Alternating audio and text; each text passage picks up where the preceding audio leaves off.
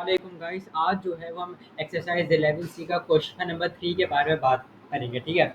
अच्छा, जैसे पिछली दो वीडियोस में मैं आपको क्वेश्चन जो सॉल्व करवाया था, एक ये वाला क्वेश्चन था, ठीक है, और एक आपके पास ये वाला क्वेश्चन था, ठीक है। अब हम चलते हैं इस क्वेश्चन के ऊपर। अब इस क्वेश्चन में एक नया फॉर्मूला आता है, जैसे हमने पहले पढ़ा था सम ऑफ इंटीरियर एंगल्स क्या होता है कि फॉर एग्जाम्पल एक ये शेप है, इसका इसका इसका सम क्या होगा, ठीक है। हमें ये पता चल गया कि जितनी साइड्स हैं उसी हिसाब से हम सम निकालते हैं, लेकिन मुझे अगर पता करना है, फॉर एग्जाम्पल ये है आपके पास, अब मुझे इसका से पता करना है कि इसका सम कितना होगा। तो मेरे पास जो फार्मूला है वो ये वाला जो ग्रीन से फार्मूला लिखा हुआ है, ये नया फार्मूला आए, ये आप अपने पास कॉपी भी कर लें। क्या है, each interior angle is to 180 n, मतलब कि इसका जो फार्मूला है उसको डिवाइड कर दो एन से, तो आपके पास आंसर आ जाएगा, ठीक है।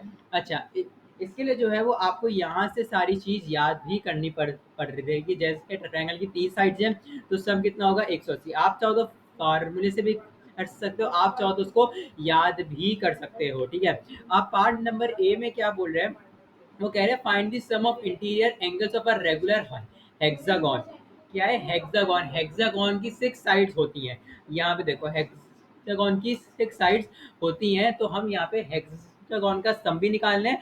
और फिर मैं अब देखो, जो चीज़ हमें निकालनी है वो मैं हाईलाइट कर देता हूँ। फिर हमें निकालनी है सम ऑफ इंटीरियर एंगल्स भी निकालना है, उसके अलावा size of each interior angle भी निकालने हैं। इसके दो पार्ट हैं, तो इसका पार्ट नंबर 1 से स्टार्ट करते हैं। पार्ट नंबर 1 बोल रहा है सम ऑफ इंटीरियर एंगल, ठीक है, सम ऑफ इंटीरियर एंगल्स, ठीक है। अब इसका जो फॉर्मूला था वो क्या था, 180n-2। हमने सबसे पहले फॉर्मूला लिख दिया, फिर हमने बोला कि n इज इक्वल टू 6, सही है, क्योंकि हेक्सागोन में 6 साइड्स होती हैं, तो मैंने बोला 180 और 6 - 2, सही है, तो 180 इंटू 4, तो ये होता है 720, और ये आंसर हो जाएगा आपका पार्ट 1 का। फिर आप आओगे पार्ट ए के को, पार्ट 2 पे आओगे आप, सही है।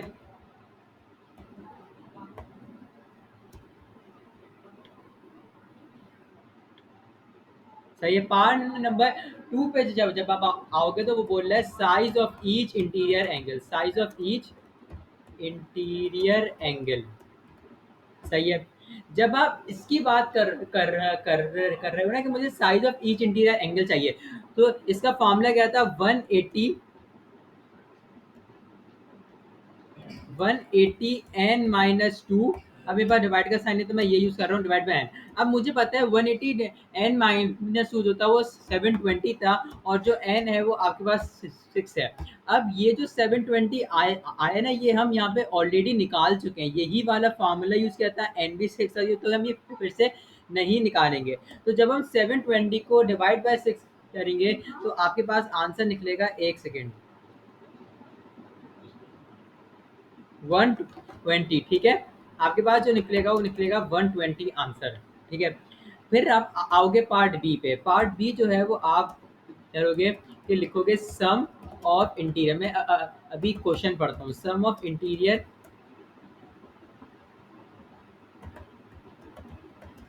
सम ऑफ इंटीरियर एंगल, ठीक है। अब ये क्वेश्चन क्या कह रहे हैं, ये देखो, find the sum of interior angle. Sum किसका निकालना है, इंटीरियर एंगल का।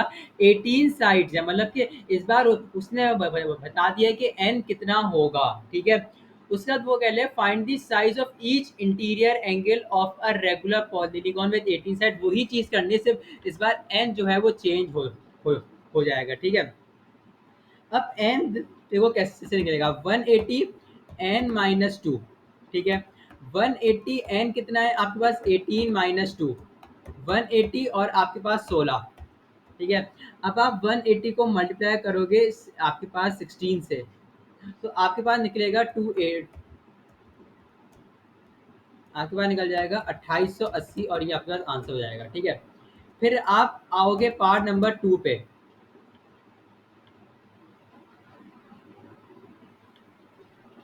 सही सही, ये पार्ट नंबर 2 में वो क्या कह रहे हैं, वो कह रहे हैं size of each interior angle, size of each interior angle, size of each interior angle, ठीक है।